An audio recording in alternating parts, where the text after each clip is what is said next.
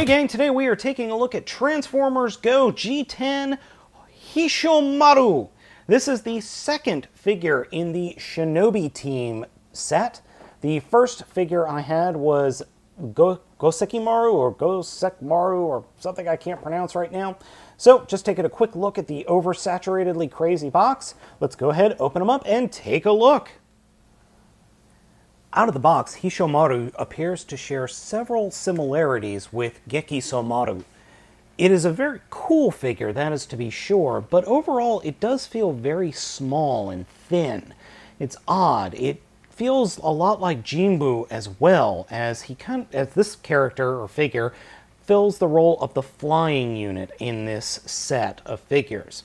I'll show you a comparison with Gekisomaru in a second.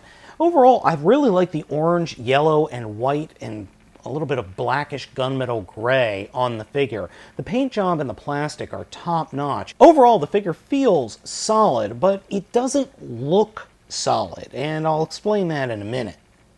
Without his accessories and standing next to Gekisomaru, you can see just how much of a size difference there are between the two figures. While the Samurai team had Gano being the largest one, that's the fire truck guy, Gekisomaru is obviously the bigger of the two. Now we're waiting for the last figure, who's going to be the purple shark of the set, so no idea what that's going to be yet, as he is not out at the time of this filming.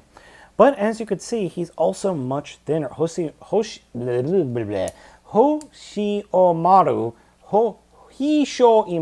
is much thinner than his lion counterpart, though they do both share one highly irritating feature, and that is nothing is holding the head up. See? I could just tap the head down and it falls down. Same thing over here.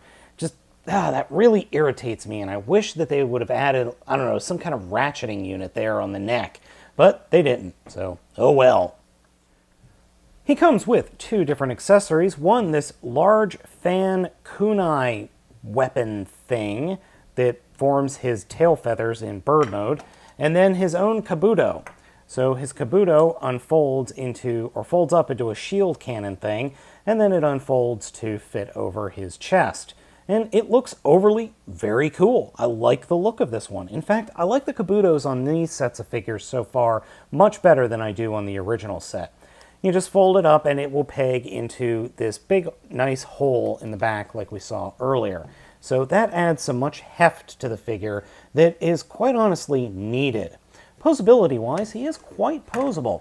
Arms are on this superly double, triple, quadruple hinge setup we've got going on in the shoulder. Ball joint at the elbow. Head is on a swivel. Ratchets aplenty in all the similar places as Lion Boy over there. Transformation for this guy is very, very easy. First, take the head and push it up into the bird beak, and then take the bird head and unsnap it from the chest and push it up, but not all the way, because you want to turn it around and then push it flush against that piece coming off the back. For the arms, turn the arms so that the forearms and open hands are facing in towards the figure, and then they will fold up into the shoulders, like so. And we take the wings and put them straight out. Alright, so the next thing we are going to do, now that we've folded the arms up into the sides like this, is turn the figure so that we have the back of the legs, and then open these panels. That will allow us to flip the fists up into them, and then we take the legs and bring them up, and the back part of the heels are going to peg into those little sections in the yellow bit, like so. And then flip up the feet. Next, turn the legs around such that you could just pop out these bird legs, and they should just kind of snap into place. And there we go. And the last bit, we are going to take the weapon he has, peg them in as his tail feathers. And then the last thing we could do is plug the kabuto in up top, like so.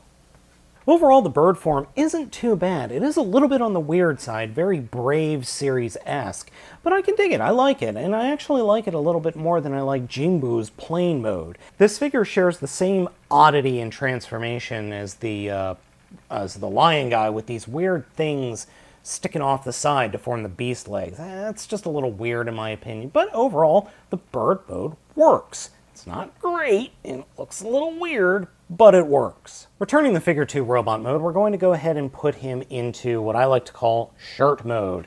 We've already got Hishoumaru in pants mode right here, so let's go ahead and put him into shirt mode. Once again, we are going to collapse the arms the same way we did last time, leaving the torso the way it is.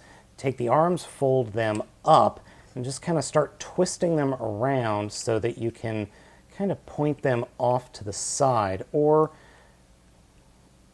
just put them up like this and turn them so the wings are flat.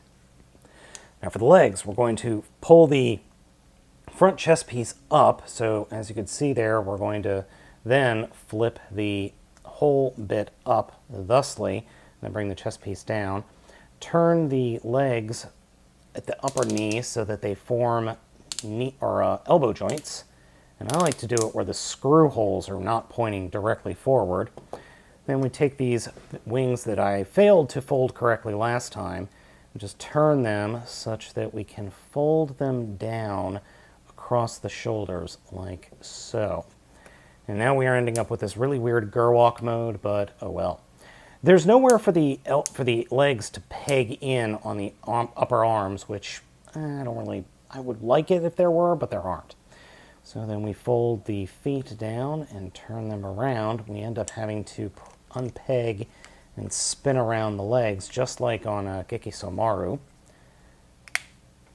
And we're going to have to do that for both sides, like so, and flip out the hands. Now, since we have someone that he can combine with, we can actually get him combined. Sort of. By using the powers of screwing around a little bit, I've been able to get him to kind of sit onto Hishoumaru in pants mode. So now we're going to unfold the kabuto and just plug it on. And that literally just slides right onto his chest and pegs into those two peg holes in the yellow. And then it just kind of sits there. Now in the combined mode, it's going to look a lot better, but so far this is what we've ended up with. And overall, it's not too bad in its initial mode. I actually really dig the kabuto on this guy. It just looks really nice. Plus the head sculpt for the kabuto is just really kick-ass. Very ninja-esque, very cool. Also, the ninja fan can sort of combine with Hishoumaru's whip thing, so you get this fan whip of stupid death. It's not the best weapon in the world, but it works. Sort of. The last mode is pants mode, and the reason I didn't show you it on camera for the transformation is there's really not much to show, other than turning the legs around and twisting the arms in a specific way. That's about it. Oh, and doing the same transformation for the feet that we do for Hishoumaru, where this bit spins around and they attach to the back. Now, you might be thinking that this isn't correct, but this is what I got from the box, or the back of the box of Hishoumaru. Plus, if you turn the legs around and put the beak going forward, you run into this problem where the bird feet that are folded up run into each other, so it won't stand.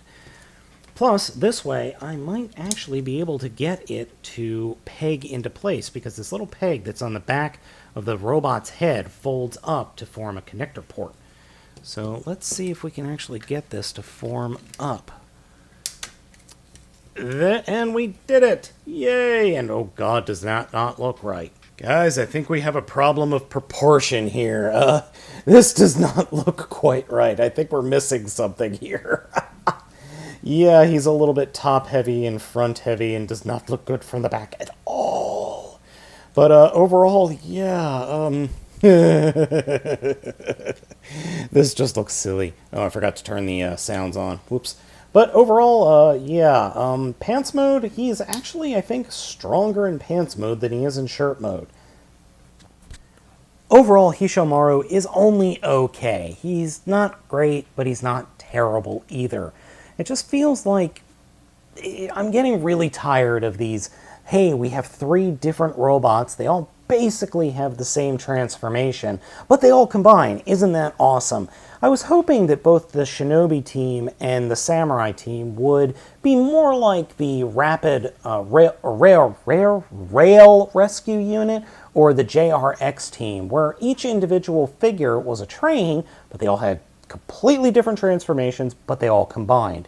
As opposed to what we're getting with this set and what we got with the Samurai set, where they all have different forms, but they're all basically structurally the same figure. I'm getting kind of tired of that, I'll be honest, even though it's only been 2 sets. We don't have the Shark guy yet, but he is coming next month, and hopefully should be out by probably the beginning of the month. So hopefully as soon as I get that, I will review it for you. So guys, overall, Hishoumaru it's okay. It's not great, but it's a lot better than the rest of the Samurai team. So guys, I hope you enjoyed this video review. I've been Spade of the Baltmatrix, and I will catch you next time.